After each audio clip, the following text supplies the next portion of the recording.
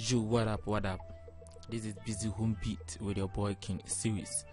Yeah, and in today's video, I'm just going to show you guys how to install VST plugins in Windows. Yeah, not in MacBook, yeah, but in Windows. So please, if you are new to this channel, please subscribe, like, and comment to this video as well, because your time will never be wasted watching this video. Trust me. So let us just get into the video.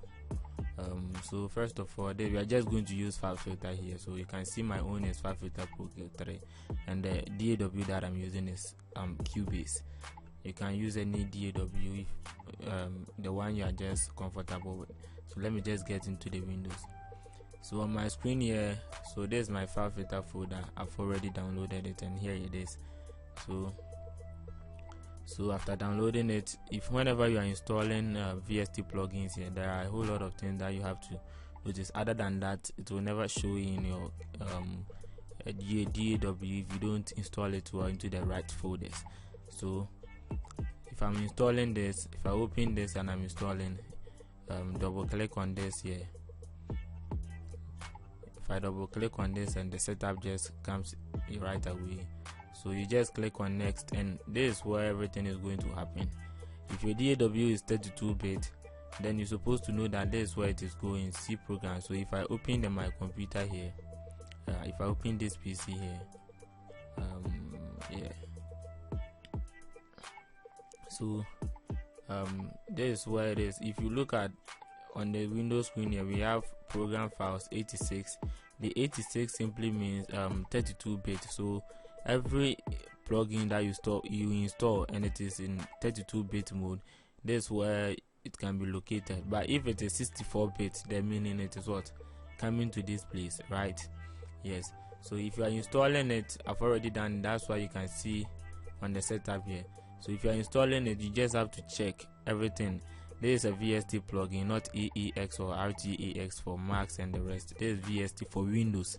So plugin which is VST for Windows, you just have to come, and you know the DAW that you are using. If you support 32 and 64-bit, yeah, you are good to go. But if you support only 32-bit like my own here, Cubase 5 support only 32. So you just come to this side and browse. You get it?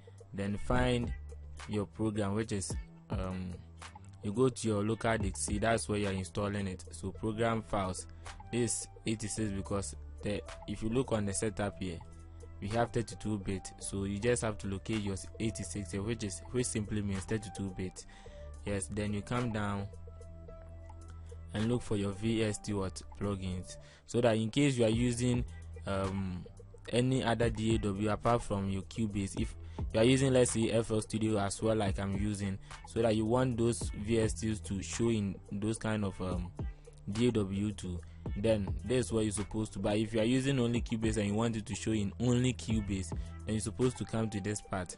Cubase, the name of Cubase, we have Steinbank. Yes. But if you are using either Logic, Ableton, or Ableton, or any DAW that you are using more than one DAW, and you want it to show in both things, you just have to come to a VST plugin. Then you click on OK. You click on OK. I've already done it. That's why I'm not just doing it for you. So I'm just showing you. If then you move on to your 64-bit, maybe your other DAW also support 64-bit as well as I'm doing right now. My FL Studio supports 64-bit, right? So you just come to this part, then you move on like this. But right now here, I did use VST Steinbank. So I was just trying to see if my computer will support it. The DAW is 32-bit, so I was just checking to see if this 64-bit will appear in this kind of 32-bit, but as well it did not. So I just had to leave it like that. But you're supposed to find the right folder for it wherever you are installing it, right? Then your common data file, this for the 64-bit. So you just have to install it, file filter, then you are just good to go. So you just have to check the bit mode. If it is in 32-bit, you locate the 32-bit mode, which is what program files, then x86.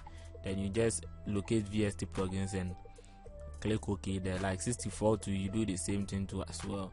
Then the next thing is what you just click on next. Then you're just good to go. After installation, then you just come and open your DAW.